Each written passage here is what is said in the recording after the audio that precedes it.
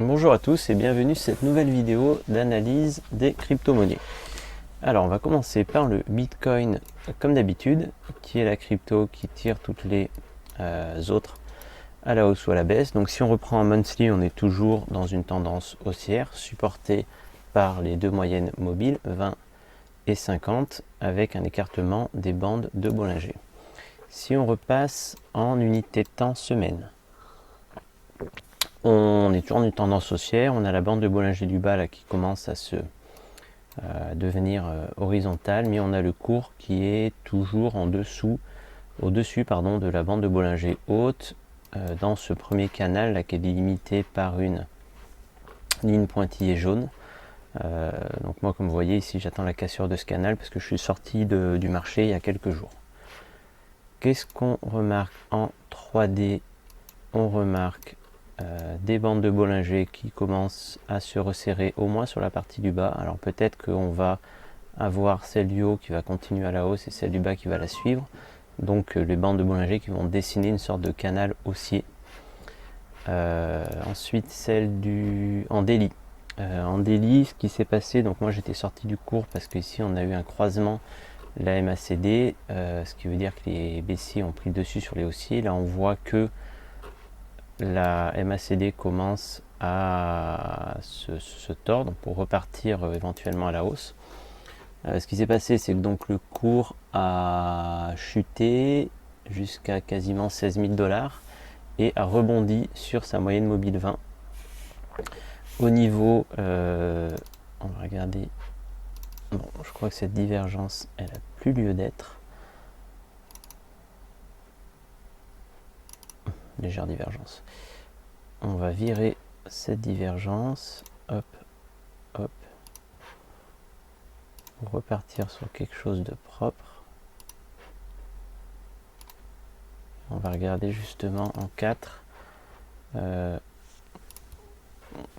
qu'on a un plus haut, hop, ici aussi, on fait un peu de place, plus haut, plus bas, et là on a un plus haut qui est plus bas, donc ici on retrouve quelque chose d'assez logique. Donc reprenons en daily. En daily, on a les bandes de Bollinger qui, la bande du haut qui est horizontale, celle du bas qui continue à monter, ce qui veut dire qu'on a les bandes de Bollinger qui se resserrent. Donc ça veut dire une volatilité qui commence à diminuer. Et comme je vous disais, moi j'utilise un système basé sur les ruptures de volatilité. Après une volatilité forte, vous avez une volatilité basse et vice versa. C'est une des seules choses qu'on peut prédire dans le trading, c'est qu'après une forte volatilité, vous avez une faible volatilité, et après une faible volatilité, une forte volatilité. On ne peut pas prédire l'évolution des prix à la hausse ou à la baisse. Par contre, on sait qu'il y a une alternance au niveau de la volatilité du prix. Donc aujourd'hui, si on reprend notre graphique, on a eu la cassure, on va dire, de ce canal que j'avais dessiné en bleu, et on est en train de rebondir sur la moyenne mobile 20 en daily. Alors aujourd'hui, moi mon point d'entrée, je vais attendre que les bandes de Bollinger se resserrent, et tant que la bande de Bollinger du haut n'est pas poussée vers le haut par le prix, je vais rester en fiat, ça veut dire que je vais rester en monnaie USD parce que je trade en dollars, en attendant que le prix nous donne un nouveau signal qui pour moi sera un signal de poussée sûrement à la hausse, vu que le marché dans les grosses unités de temps est plutôt haussier. Donc on voit qu'en 4, on avait encore cette borne, en 4, on voit que le cours est complètement sorti des bandes de Bollinger. C'est pour ça que j'étais sorti, en pensant que le mouvement serait plus violent. Ce qu'on voit aujourd'hui, c'est que le BTC reprend tranquillement sa course vers le haut. Ici on est à 18 300 $. Voilà, je pense que il va falloir attendre que Pour ma part, moi je trade en daily. Je rentre en 4, je suis en daily, et la tendance majeure, je la suis en weekly. Donc là, pour le moment, on voit qu'on est reparti sur une tendance plus haut, plus bas, plus haut. Bon, il n'y a pas trop de plus bas. On a passé les deux moyennes mobiles, mais aujourd'hui les moyennes mobiles se croisent de manière assez flat. Donc pour ma part, on va attendre au niveau du BTC. Donc moi, la prochaine entrée, ce sera au niveau de la cassure, à mon avis, la cassure de cette ligne pointillée jaune, avec écartement des bandes de Bollinger, au moins la borne haute et du volume. Parce que là on voit qu'on a eu beaucoup de volume à la vente, et derrière on a très peu de volume au niveau de l'achat. Donc pour le BTC, on va attendre que tout se resserre, que la volatilité diminue, pour ensuite reprendre une entrée, je pense, au-dessus, peut-être au-dessus des 20 000, une fois que cette borne sera cassée, pour aller chercher. Donc, si on regarde en weekly, l'idée, donc ça visiblement c'était le... Et encore, on ne sait même pas si c'est le premier objectif, parce que du coup on n'a pas eu de plus bas, on est vraiment en train de... On continue à pousser en weekly. Est-ce que c'est le sommet? Assez difficile à dire, mais si on passe si on casse ici cette courbe jaune, il y a des chances qu'on aille chercher les 45 000, donc celle du haut. Pour le moment on est en dessous, donc pour le moment moi j'attends tranquillement. Alors qu'est-ce qui se passe au niveau des autres cryptos? Donc on va passer l'Ether, on se retrouve en weekly sur des bandes de Bollinger qui pointent toutes les deux vers le haut, donc on retrouve un peu ce qu'on avait en daily sur le BTC. Au niveau en daily, qu'est-ce qu'on a au niveau de nos bandes de Bollinger? On a celle du haut qui pointe un peu vers le haut, mais qui commence à avoir une certaine courbure horizontale. Est-ce que notre Ether va ranger entre cette ligne pointillée et toujours dans son canal? Aujourd'hui, on a notre MACD qui a recroisé dans l'autre sens, mais là ce qu'on peut voir, c'est que par exemple les deux lignes sont quasiment confondues, sont assez proches. Donc est-ce que ça va croiser à la baisse ou à la hausse? On ne sait pas. Bon, pour le moment, pour moi, là, quand on était dans ce genre de configuration, on voyait bien qu'on avait une vraie tendance baissière, une vraie tendance haussière. Là, pour moi, on est un peu pas dans l'hésitation, mais pas loin. Donc pareil, de toute façon, quasiment tant que le BTC ne fait rien, généralement, si le BTC n'est pas en tendance haussière, moi je rentre pas en hausse sur les autres cryptos. J'attends souvent que le BTC parte dans un sens pour aller traîner toujours dans le sens du BTC, parce qu'on remarque que c'est lui qui tire quand même les autres cryptos. Donc du coup, ça veut dire que moi je vais rester en dehors du marché. Si on regarde les autres cryptos rapidement, donc là je vais passer qu'en weekly. Au niveau du BCH, on pensait avoir une tendance qui partait à la hausse, mais comme le BTC s'est un peu craqué, toutes les autres cryptos ont suivi. Donc là aujourd'hui, pas grand chose à faire. Le XRP, on a une grosse poussée en weekly. Ce qu'on voit, c'est que on démarre la semaine assez faible en termes de volume. Ouais, on est en train de faire une sorte de petit pullback, mais voilà, on voit les bandes de Bollinger qui commencent celle du bas qui commence à se resserrer. Donc aujourd'hui, pareil ici, bande de Bollinger en H4 qui se resserre. Donc pour moi, on est un peu flat, donc je vais rester en dehors du marché et du XRP. Le TRX, pareil, on est sous cette résistance là des 0,04. L'idée ce serait, si le BTC part dans le bon sens, d'aller chercher plutôt un rebond. Vous voyez ici j'ai mis rebond, d'aller chercher le rebond ici sur cette ligne verte. Ce qui est intéressant dans les rebonds, c'est que vous pouvez placer votre stop loss assez proche, et du coup vous avez un ratio risque-gain qui est assez élevé. Mais pour ça, il faut rebondir avec une volatilité qui augmente. Donc ça veut dire que là aujourd'hui, les bandes de Bollinger sont assez écartées, donc on a une forte volatilité. Ce serait bien, c'est que des bande de Bollinger se resserre, un peu comme ici, on a une volatilité faible et au rebond que la volatilité augmente. Et donc là, ce serait une position intéressante à prendre. De toute façon, moi, c'est ma manière de trader. Je trade les rebonds avec écartement des bandes de Bollinger et volume en daily. Alors avant, je faisais attention à ce qu'il y avait au-dessus. Maintenant, je fais un peu moins attention à ce qu'il y a au-dessus. Ça veut dire, si je prends l'exemple ici du TRX, même avec ce gros support là qui est au-dessus, je prendrai quand même la position parce que si ça pousse fort, ça peut casser le support et du coup aller beaucoup plus haut. Et en même temps, le risque est assez faible parce que mon stop loss est assez serré. XTZ, on est un peu dans la même configuration. L'idée, ce serait d'aller chercher ici, comme vous l'avez vu, j'ai noté rebond, d'aller chercher le rebond, donc d'attendre que, j'ai mis une barre horizontale, mais peu importe, d'aller chercher le rebond, mais pour ça, il faut que j'attende. Moi, pour ma part, je vais attendre que le BTC nous donne une direction claire. Le XLF, donc il a passé le haut de son canal. Aujourd'hui, la bande de Bollinger du bas qui revient vers celle du haut. Donc ça veut dire voilà, volatilité qui commence à se restreindre.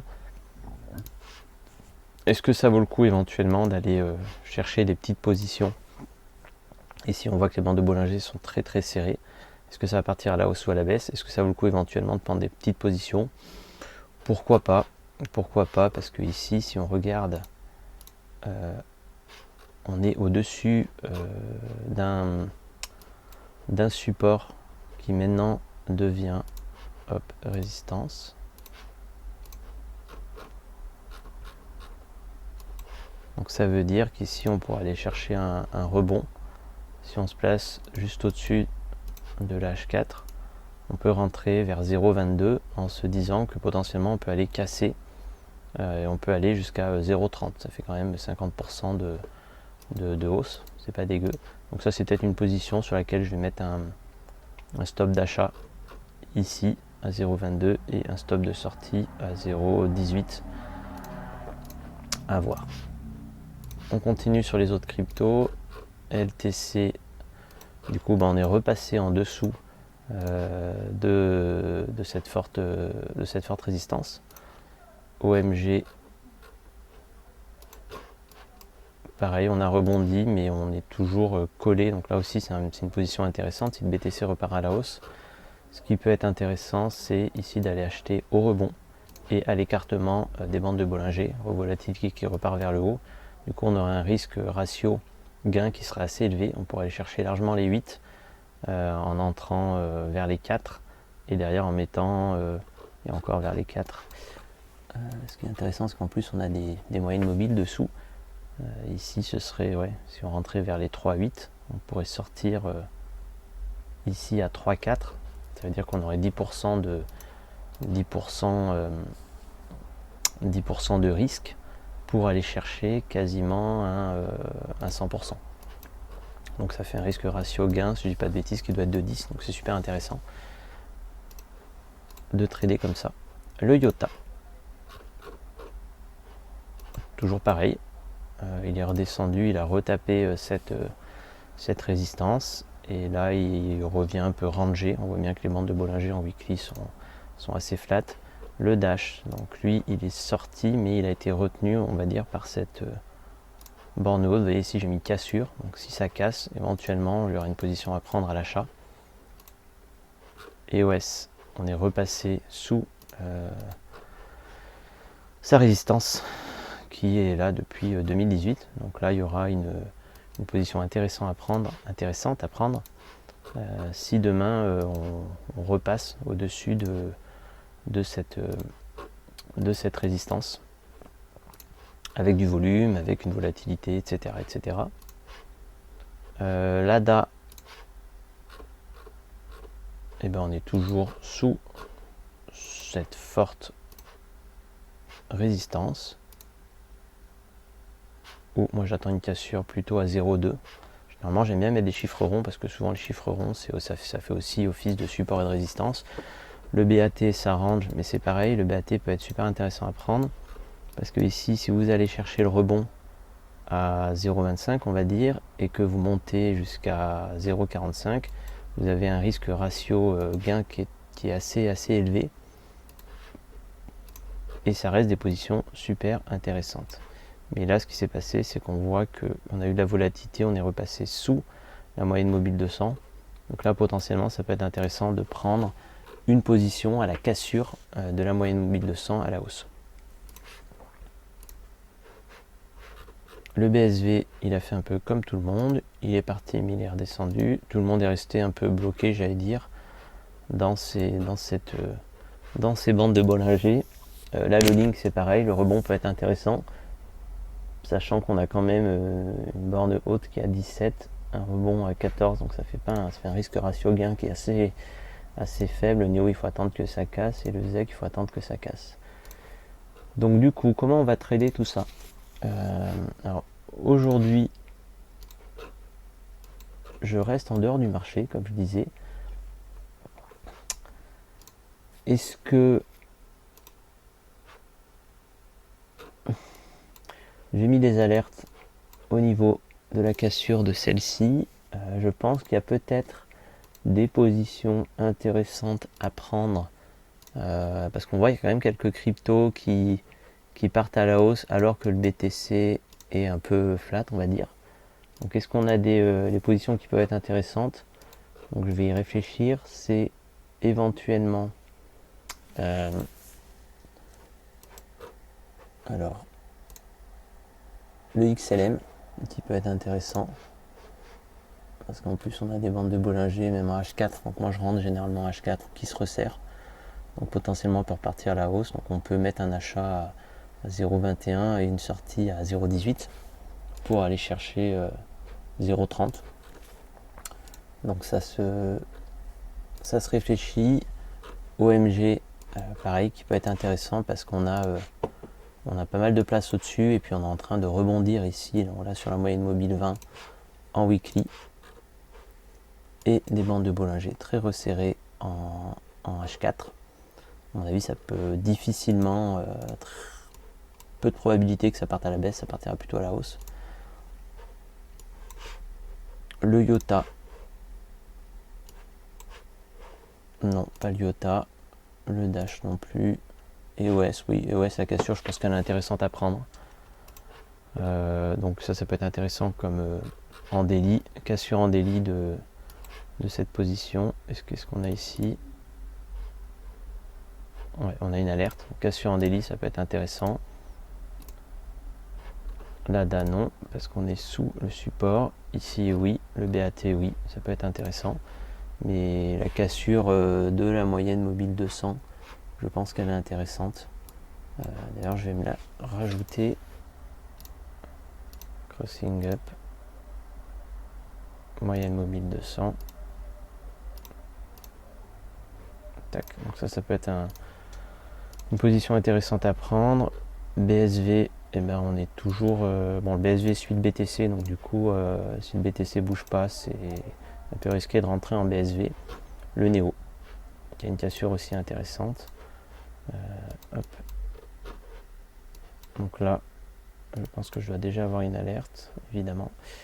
À voir si je mets des ordres d'achat au niveau d'Alertatron. Donc moi, c'est l'outil que j'utilise. En fait, c'est un outil qui utilise les API de différents exchanges comme Bitfinex, je crois qu'il doit y avoir Binance dedans, qui permet justement, avec TradingView, les deux sont connectés, et ça permet à TradingView d'envoyer des alertes, pour faire simple, via Alertatron, qui lui va directement réaliser des ordres d'achat ou de vente sur votre plateforme via l'API. Donc ça permet de pouvoir trader, ou de pouvoir planifier son trade, et derrière entre guillemets d'être sur ses deux oreilles de la nuit, même si la nuit vous dormez, du coup ça peut rentrer et sortir de vos positions. Voilà, donc peut-être que je vais mettre quelques alertes, mais en tout cas ce sera une petite partie de mon capital, parce que comme je vous dis, tant que le BTC est flat, et pour moi il est un peu flat, je ne fais rien, parce que c'est quand même lui qui mène la danse. Voilà, et je vous dis à une prochaine à dans la semaine pour une prochaine vidéo.